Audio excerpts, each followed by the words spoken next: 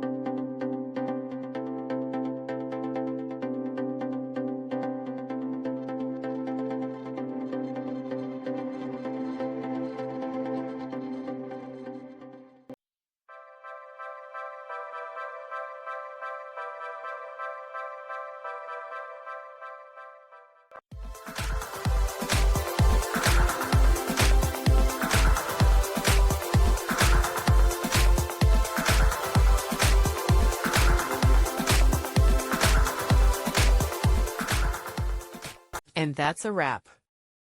I hope you found the answer you were looking for. If you did, take a second to hit that subscribe button. It really helps out.